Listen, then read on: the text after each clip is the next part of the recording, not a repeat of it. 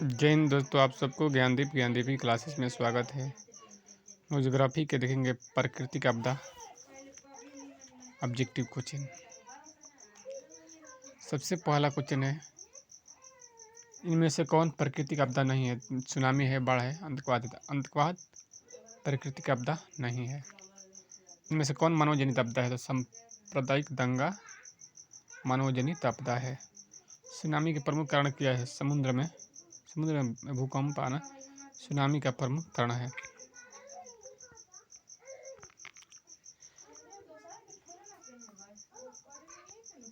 भूकंप किस प्रकार आपदा है? तो भूकंप प्राकृतिक आपदा है।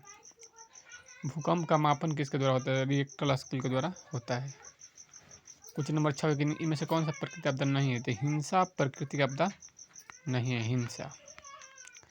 सुनामी का प्रमुख कारण क्या है? तो समुद्र में भूकंप आना सुनामी का प्रमुख कारण है।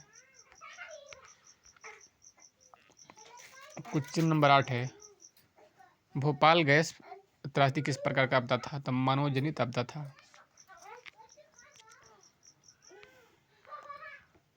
क्वेश्चन नंबर 9 है, इनमें से कौन प्राकृतिक आपदा नहीं है? तो आतंकवाद इसमें प्राकृतिक आपदा नहीं है। क्वेश्चन नंबर 10 है, बिहार में भूकंप कब आया था? तो 1934 में बिहार में भूकंप आया था।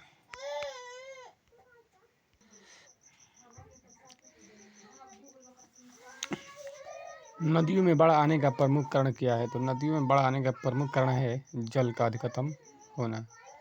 बिहार में कौन सा क्षेत्र बाढ़ ग्रसित है? तो उत्तरी दक्षिणी बिहार बाढ़ ग्रसित क्षेत्र है। क्वेश्चन नंबर 3, निम्नलिखित में से किस नदी को बिहार का शोक नदी कहा? तो कोसी को बिहार का शोक नदी कहा जाता है। बाढ़ क्या है? बाढ़ एक प्राकृतिक आपदा है।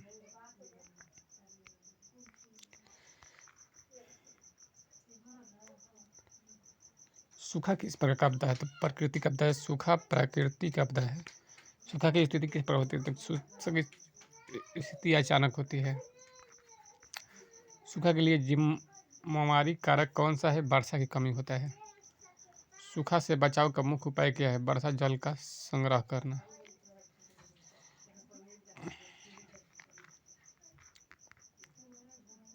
क्वेश्चन नंबर 9 है, सूखा से बचाव का एक तरीका है वर्षा जल संग्रह करना। कृषि सुखाड़ होता है मिट्टी के नमी के अभाव में। बिहार का कौन सा क्षेत्र बाढ़ ग्रसित है? उत्तरी बिहार क्षेत्र ग्रसित है। बिहार का शोक नदी कोसी को कहा जाता है।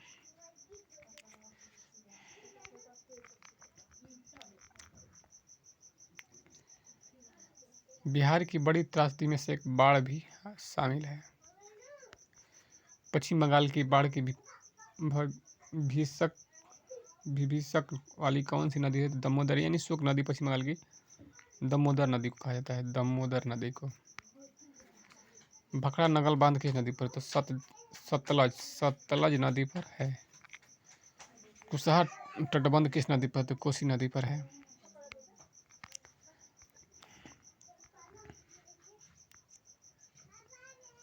सतलज नदी पर कृत्रिम जलाशय बनाया गया है। तो गोविंद सागर जलाशय बनाया गया है। सुखाड़ किस प्रकार का आपदा है? तो प्राकृतिक आपदा है। सूखा के लिए जिम्मेवारी कारक वर्षा की कमी। बाढ़ क्या है? प्राकृतिक आपदा है।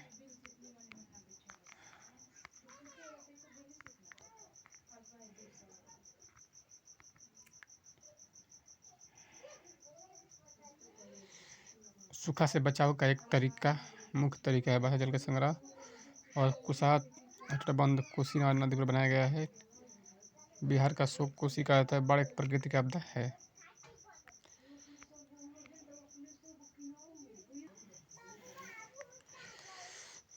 अगला हम लोग का क्वेश्चन है कि महासागर के तली पर होने वाले कंपन को किस नाम से जाना जाता है? तो भूकंप के सुनामी के नाम से जाना जाता है। सुनामी के नाम से जाना जाता है। 2 दिसंबर 2004 को किस विश्व के किस हिस्सा में भूकंप आया था? तो बंगाल की खाड़ी में सुनामी आया था। भूकंप से पृथ्वी की सतह पर पहुंचने वाली सबसे पहली तरंग को पी तरंग कहते हैं। पी तरंग सबसे पहले पहुंचता है।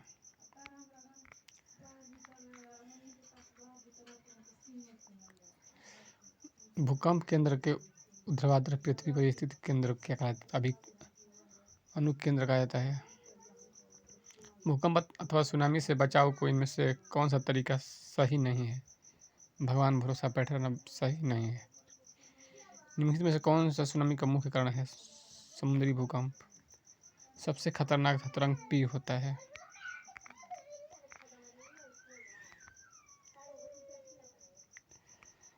भूकंपीय तरंग तीन प्रकार होता है, PLS। तो इसमें कौन है? तो वो नहीं होता है। भूपटल के नीचे का वह सतल जहां भूकंप का जन्म होता है वह क्या कहलाता है? अभिकंदर कहलाता है। 26 दिसंबर 2004 को विश्व के किस हिस्सा में भूकंप आया था? तो बंगाल की खाड़ी में भूकंप आया था।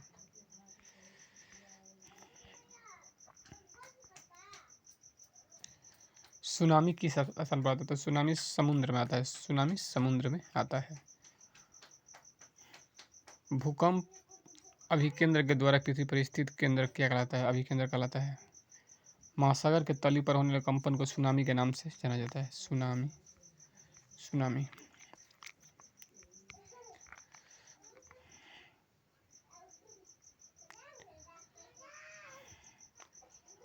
क्वेश्चन नंबर 14 है, भूकंप से पृथ्वी की सतह पर पहुंचने वाले सबसे पहली तरंग को किस नाम से जाना जाता है? पी तरंग के नाम से। भारत के कितने भूकंपीय क्षेत्र में बांटा गया है? तो 5 भूकंपीय क्षेत्र में बांटा गया है।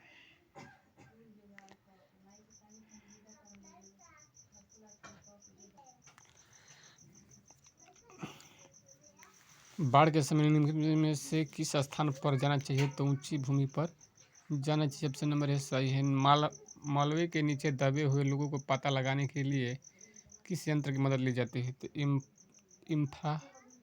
इंफ्रारेड कैमरा का। आग से जलने की स्थिति में जले हुए स्थान पर प्राथमिक उपचार के लिए ठंडा पानी डालना चाहिए।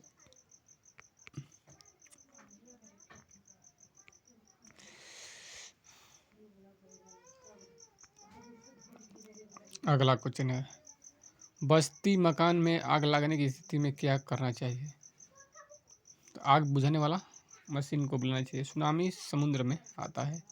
आग के जलने की स्थिति में ठंडा पानी डालना चाहिए। भारत के 5 भूकंपीय क्षेत्र में बांटा गया है।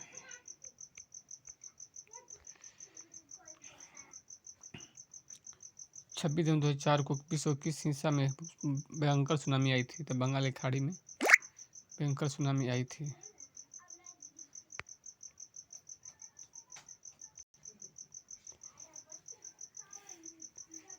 बाढ़ से सबसे अधिक हानि होता है फसलों का, पशुओं का, इनमें सभी को हानि होता है। इन सभी को।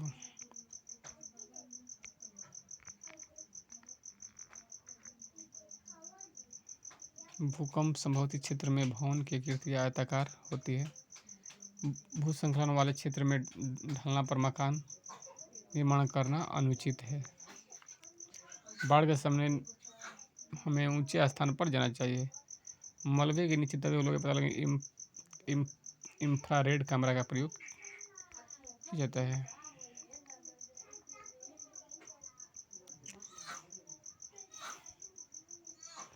बस्ती में आग लगने की स्थिति में यानी आग बुझाने वाली मशीन को बुलाना चाहिए।